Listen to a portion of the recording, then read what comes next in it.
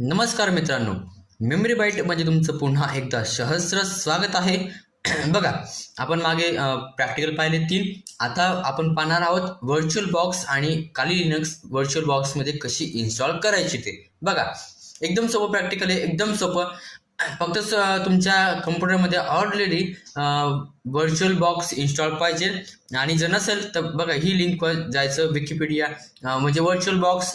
तुम्ही फक्त virtual box टाकायचं आणि इथं विंडोजमध्ये जायचं. विंडोजमध्ये गेल्यावरती तुम्हाला इथं दिसेल, तुम्हाला इथं ऑप्शन दिसेल. एक मिनटं. हो, विंडोज इथे गेल्यावरती तुम्हाला ॲक्सेप्ट अँड डाउनलोडचे इथं ऑप्शन दिसत असेल. तुम्हाला तिथं क्लिक करून घ्यायचं, डाउनलोड करून घ्यायचं आणि ती जे सॉफ्टवेअर आहे ते इन्स्टॉल करून घ्यायचं. ठीक आहे, ते इन्स्टॉल करायचं मी काय सांगणार नाही आता कसं इन्स्टॉल करायचं, कारण ते ऑलरेडी तुमच्या कम्प्युटरवर पीसीवर इन्स्टॉल्ड असेल. बघा, नंतर काय करायचं, आपल्या व्हर्च्युअल बॉक्समध्ये जायचं. असं गृहीत धरतो मी की व्हर्च्युअल बॉक्स इन्स्टॉल आहे. ठीक आहे, आपण गेलो व्हर्च्युअल बॉक्समध्ये आणि व्हर्च्युअल बॉक्स आता ओपन. इथं गेल्यानंतर इथं न्यूजचं ऑप्शन तुम्हाला दिसत असेल, त्या न्यूजच्या ऑप्शनवरती क्लिक करायचं. नंतर इथं तुम्हाला हे ऑप्शन दिसेल. इथं तुम्ही तुमच्या VMचं जे तुम्हाला नाव ठेवायचं आहे ते तुम्ही ठेवू शकतात. मी ठेवतो, ए नाव ठेवतो. आणि नंतर इथं तुम्ही काहीच करायचं नाही, इथं फक्त इथं लिनक्स करायचं, कारण तुम्ही लिनक्स इन्स्टॉल करताय म्हणून. आणि नंतर हे ऑटोमॅटिक येऊन जातं. जर नसेल येत तर तुम्ही इथं ओरॅकल लिनक्स 64 बिट करू शकतात आणि इथं ओरॅकल लिनक्स करू शकतात. ठीक आहे, इथं नंतर इथं काहीच करायची गरज नाही असेल. जर तुमचं व्हर्च्युअल बॉक्स लेटेस्ट नसेल तर तुमच्या इथं असा इंटरफेस येणार नाही.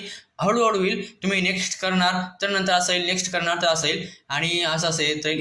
इथं मला पूर्ण चारी एकत्र दिले. नंतर इथं बघा, इथं आपल्याला काय सेट करायचं, मेमरी, की आपल्या पीसीमध्ये जितकी मेमरी आहे ती मेमरी त्याला किती द्यायची तुम्हाला. तर मी एकदम कमी देतो, कारण हे माझं काहीच कामाचं नाही आहे, एकदम बेसिक असणार आहे. फक्त टेस्टिंगसाठी मी याला क्रिएट करतोय म्हणून मी एकदम कमी देऊन देतो. मी दिली 1000 म्हणजे 1700 MB देऊन दिली आणि 4 GB 1 CPU कोर देऊन दिला मी. ठीक आहे, तुम्ही इथं 2 पण देऊ शकतात, 1 पण देऊ शकतात. फक्त आपल्याला क्रिएट करून दाखवायचं म्हणून इथे काही जास्त देण्याची गरज नाही. नंतर इथे द्यायचं, इथं तुम्ही त्याच्या स्टोरेज देऊ शकतात की मला इथं स्टोरेज किती द्यायचं. बाबा मी 5 GB करून देतो, सॉरी तरी मी 1.5 GB करून देतो. 1.5 GB केला गेल्यावर नंतर बस काहीच करायची गरज नाही. फिनिशवर क्रिएट करायचं. फिनिशवर झाल्यावर तुमची बघा इथं बनून गेली. इथं तुम्ही आता मी याला ओपन केल्यावर इथे ओपन ही होईल, पॉवरिंग द मशीन. ओके, ठीक आहे. मग इथं आपण थांबू आणि पुढच्या भागात आपण दुसरं प्रॅक्टिकल पाहू. धन्यवाद.